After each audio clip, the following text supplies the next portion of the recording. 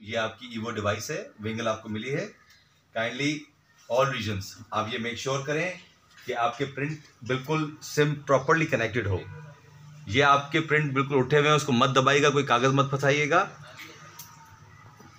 ये आपने सिम यहाँ पे आराम से फ्लैट टॉप करके यूँ रखनी है, खुद ही एडजस्ट होगी।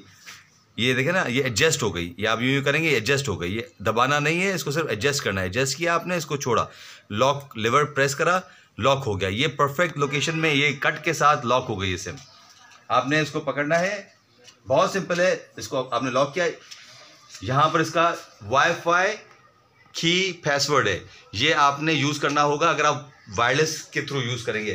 फिक्स पीओएस में आपने इसके पीछे इंसर्ट किया, जहाँ पे यूएसबी का जगह है, ये दिखाइए। आपने यहाँ पे लगाया, यहाँ पे लाइट ब्लिंक होएगी।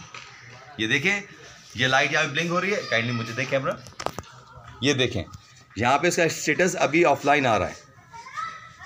ये कनेक्शन इस्टेब्लिशमेंट हो गया। ये होने के बाद आप गए गूगल क्रोम, अभी ये डोंगल ओपन इंटरनेट पे चल रही है। कैसे चेक कर सकते हैं? fast.com पे गए, एंटर दबाया।